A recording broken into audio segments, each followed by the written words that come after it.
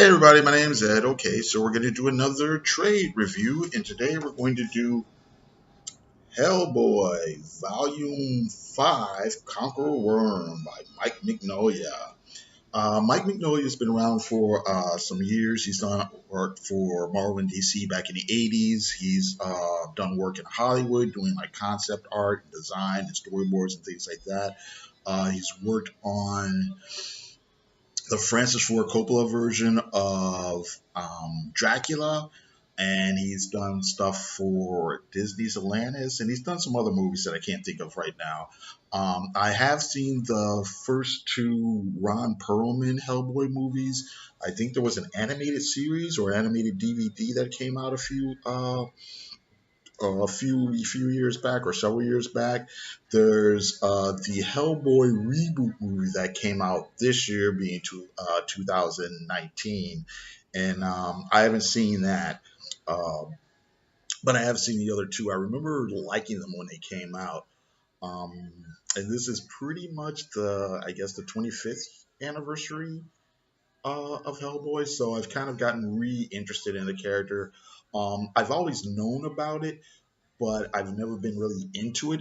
I think I read Hellboy in Hell, and I think I've read a couple of, like, one shots and things like that. But recently I've been trying to reacquaint myself with the character and kind of get into the whole sort of thing.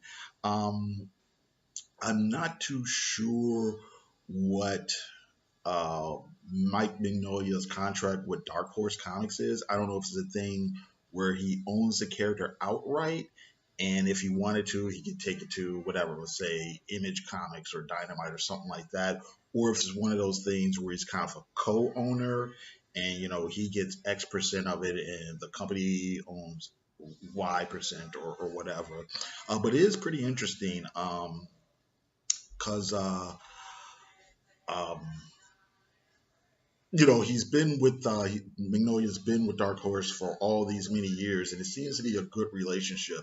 Um, he doesn't draw each and every series or whatever, but he does oversee a lot of, I don't know if you would call it expanded universe. I don't know. They've broadened the franchise, if you will, to lots of spin-off characters. There's a whole mythos surrounding the character, and there's other characters who get miniseries and one-shots. It's really, yeah, I guess, expanded universe. It's really interesting how, like I said, broad, and how it all encompassing, and all the different sort of stories and corners of the world that the character lives in. We're getting all these comics. It seems another interesting, I think, another interesting thing I thought was that, while it's been coming out all these years, it's mostly been in sort of a series of mini series. So, you get 4 issues here for one series, then it starts again, 4 issues, then another get 4 or 5 issues, whatever. And then, of course, they collect all these stories, and then, of course, he does a lot of, like, one shots or short stories and things like that. Those get collected. I think it's been a pretty interesting way of putting out the material. Like I said, it seems to have been really successful for Mike Mignola and Dark Horse.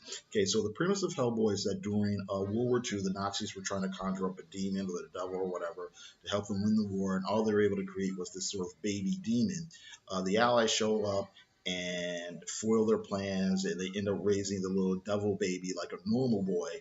So Hellboy grows up with kind of this regular guy personality. He goes to work for the BPRD, which is the Bureau of Paranormal Research and Defense. Most of Hellboy's adventures center around occult monsters, World War II Nazis. They're heavily influenced by the supernatural, H.P. Lovecraft, folk tales, and old monster movies. The Conqueror Worm takes its title from an Edgar Allan Poe poem. I wasn't aware of that. I know I was kind of half aware of an old Edgar, or no, Vincent Price movie called Conqueror Worm. But anyway, the plot here concerns Hellboy and Roger the, I'm gonna say it wrong, Humongulous, investigating an old Nazi satellite that's falling back to Earth. And this is all part of a plan by this Nazi scientist to bring back these elder gods or ghosts or whatever to destroy the Earth. The story also features Lobster Johnson, who's a 30s pulp influence hero. It's a pretty straightforward story. It mostly is centered on plot, action, and suspense, with lots of little weird ideas and concepts thrown in there. There is some interesting character stuff with Roger, but it's not really a soap opera or character piece. It's really just fast-paced action with a few interesting twists. It's not super great, but it is entertaining. Magnolia's art is very stylistic. You see bits of, I guess, Kirby, maybe Alex Toth, but it is very much its own thing. And I think the art in this comic is also elevated a bit by Dave Stewart's coloring. So here, just to show you a little bit of it, um, here's the the opening scene.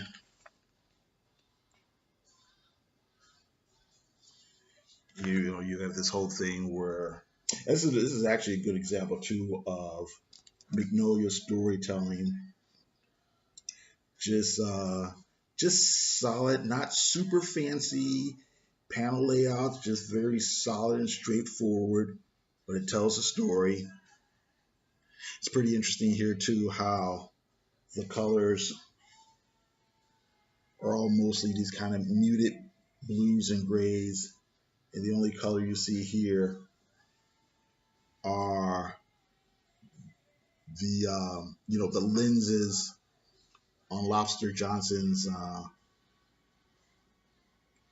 goggles, and then here the scar. Whenever he kills someone or beats them up, he brands them with a lobster claw on their forehead.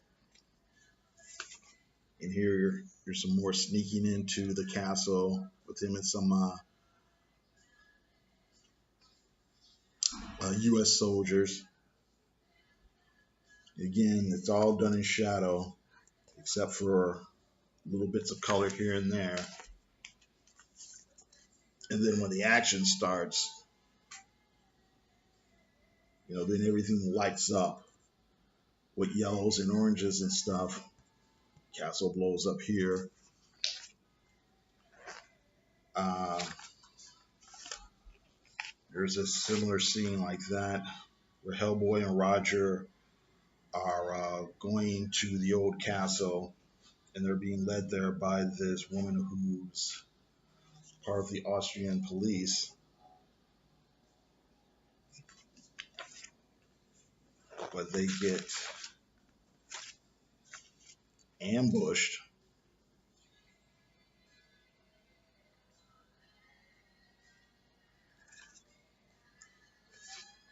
But then you get that similar thing of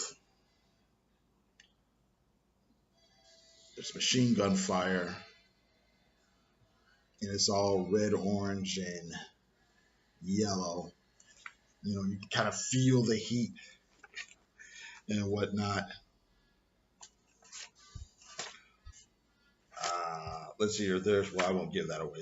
There's a fun little idea here with like monkeys or whatever. Here,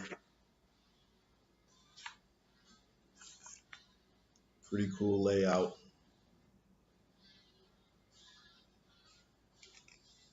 Where we see the return. I don't think I'm giving anything away here. The return of Lobster Johnson as he kills a couple of the Nazi soldiers.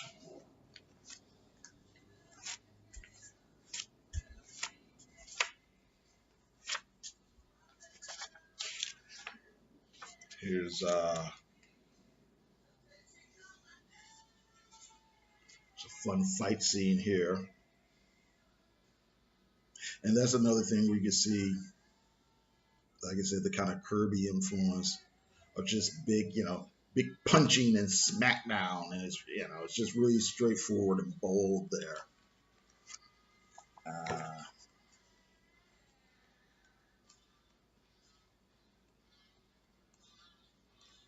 as well issues. Here's some more cool stuff here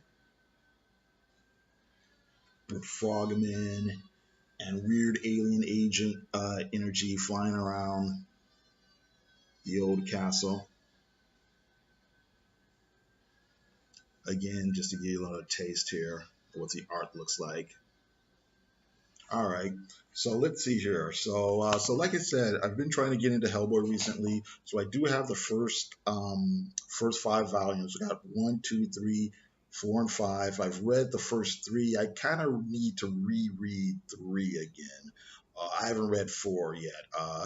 I just don't know for no real reason other than four and five. I got at the same time, and I was kind of intrigued by the lobster. I kind of heard about the Lobster Johnson character, so I just sort of skipped ahead and read this one.